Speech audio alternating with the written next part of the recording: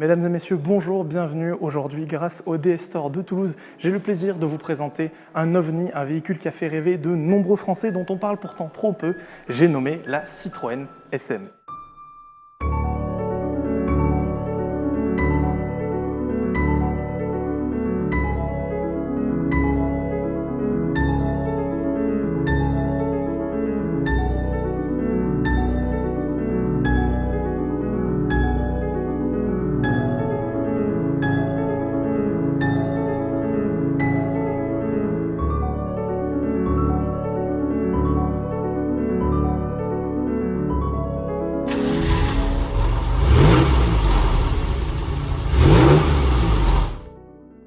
Il faut savoir qu'à la fin des années 60, Citroën est au meilleur de sa forme avec les succès passés qu'il a pu avoir comme la DS et la Traction. Du coup, il décide de racheter Maserati parce que pourquoi pas. Et l'expertise de ces deux marques, elle a permis de créer une voiture absolument mémorable, la SM. Celle-ci, elle est magnifique puisque c'est non seulement une première main, oui, achetée en 1971 chez Citroën Toulouse, à l'époque où c'était rue de la Concorde, mais elle est aussi en vert argenté, une couleur absolument superbe qui vire des dorés, des argentés au vert menthe, en passant parfois par des jaunes ou des bleus même sous certains angles. Bref, elle est juste superbe. Il y a énormément de choses à dire sur cette voiture, mais on va y aller dans l'ordre pour être sûr d'en oublier le moins possible. L'avant de cette SM est très reconnaissable avec ce long capot qui plonge vers un avant tout en pointe avec cette bande de verre qui reprend évidemment les feux, qui sont d'ailleurs directionnels avec correction d'assiette automatique, c'est-à-dire qu'ils ajustent leur faisceau en fonction du chargement de la voiture, des amortisseurs, de la route, etc. en direct.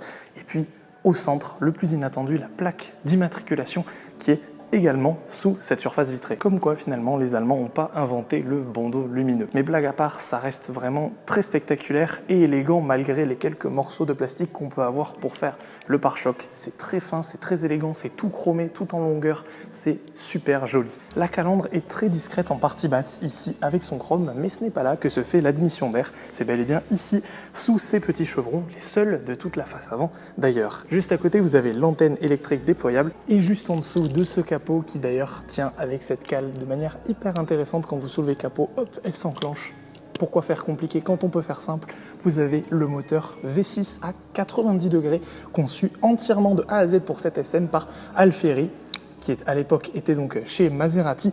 Un V6 donc à 90 degrés à carburateur, juste ici, qui développait aux alentours de 170 chevaux, un petit peu plus de 230 Nm de couple, et qui permettait à cette SM à l'époque de dépasser très largement les 200 km/h confortablement.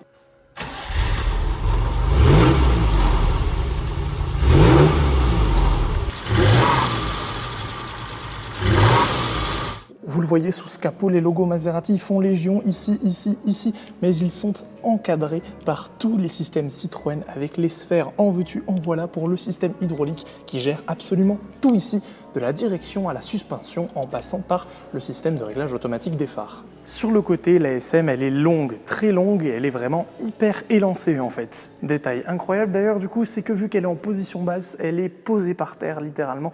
Et on ne voit plus que la jante chromée à l'avant, à l'arrière on ne la voit plus du tout, elle est complètement masquée par cette carrosserie qui est vraiment en longueur. Ça, je trouve ça juste fou, ça rajoute encore plus cette impression de vitesse avec la ligne qui part du phare, qui vient tout le long ici, le chrome partout, cette surface vitrée qui englobe littéralement toute la voiture, les découpes de capot autour des essuie-glaces qui viennent à fleur pour encore une fois renforcer l'aérodynamisme. C'est vraiment un délire d'ingénieur, c'est trop bien. Bon, on va pas uniquement s'arrêter sur ce rétroviseur en forme de feuille qui continue encore un petit peu cette idée d'aérodynamisme. On va également parler de ce logo SM présent ici sur la custode arrière qui finit un petit peu en chrome tout en beauté, cette ligne sur le côté qui, pour le coup, elle est typique des coupés Maserati dans les années 1970. Comme d'habitude à l'époque chez Citroën, l'arrière est plus étroit que l'avant et il est également beaucoup plus tassé, question d'aérodynamisme. Vous le voyez donc, cette lunette arrière courbée, également pléthore de chrome avec ici un petit jonc chromé, le pare-choc également ici, un petit peu moins spectaculaire, vous avez quand même ce bandeau de feu un petit peu factice, là pour le coup vous avez les feux qui sont uniquement en partie latérale, le logo Citroën ici avec la serrure de coffre, la plaque d'immatriculation, et à cette époque on était encore discret sur les pots d'échappement, vous les voyez, ils s'intègrent parfaitement dans l'arrière, dans le pare-choc qui est présent juste ici. On avait quand même 170 chevaux qui sortaient d'un V6 de 2,7 litres, il s'était pas embêté, alors que maintenant on retrouve des pots d'échappement sur des véhicules électriques. Enfin bref, là c'était vraiment l'apogée de la discrétion. On le voit, ça va vraiment, c'est très cohérent avec le reste de la voiture. Bon allez, on va aller voir l'intérieur. Mais avant ça, je remercie chaleureusement DS Toulouse États-Unis qui m'a encore proposé de venir vous filmer cette SM.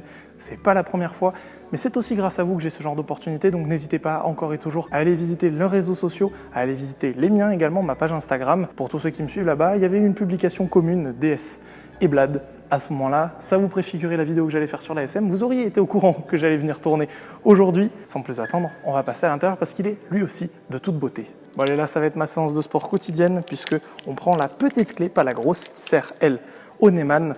On va venir déverrouiller la portière de cette SM. Écoutez-moi cette poignée. Quand on claque, c'est encore plus flagrant.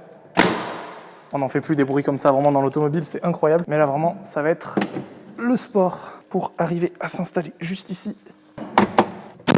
Bon, bien que beaucoup plus classique, un petit peu moins extravagant que l'extérieur, l'intérieur de cette SM reprend vraiment toutes les petites bizarreries de la marque au chevron qu'on pouvait avoir à l'époque. Il n'en reste pas moins très luxueux, notamment avec ce cuir noir véritable qui recouvre la quasi-totalité de l'intérieur, hors planche de bord. Mais ici, les contreportes, il y en a partout. Et ce cuir noir, il était en option également, puisque sinon, vous aviez du simili-cuir ou du tissu velours. Là, pour le coup, on est hyper bien installé. Les sièges sont vraiment beaux, au-delà d'être hyper confortables. Par contre, il n'y a évidemment aucun maintien latéral. Bon, 1970, on ne peut pas lui en vouloir. Le Neumann, lui, il est caché, juste ici, en dessous du volant monobranche. Encore une fois, avec les petits chevrons juste ici, volant monobranche, c'est finalement un confort à utiliser quand on s'y habitue. Il est également en cuir, hyper souple, il est vraiment chouette. Ici, vous avez le pommeau de vitesse avec les 5 rapports 1, 2, 3, 4, 5. Pas de grille inversée. Ici, le frein à main juste là. Et puis, c'est à peu près tout en ce qui concerne les éléments de commande. Vous avez en termes d'information ici, par contre, du grand classique avec le compteur de vitesse qui reprend également la distance d'arrêt juste à gauche. Le compte-tour, évidemment, du Jaeger pour les jauges. Et puis, ici, la centrale d'information avec tous les voyants.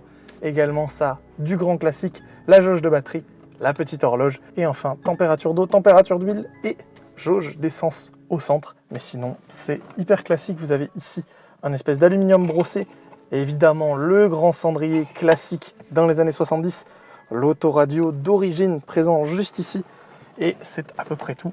Avec ici évidemment derrière l'écomodo, mais on est vraiment hyper bien installé. Ça mériterait peut-être un petit peu plus de place à la tête. Faudrait peut-être que je baisse mon siège, mais franchement c'est juste incroyable. Et puis même constat que dans la DS, une visibilité intérieure, un vrai panorama, les montants sont très fins.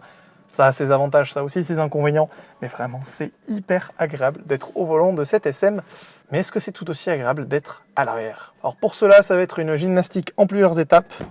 On déverrouille la portière avec le petit levier qu'on avait déjà vu dans la DS. Il suffit de déverrouiller le siège, c'est hyper simple. Une pression ici, il bascule et on peut le pousser vers l'avant où il se verrouille.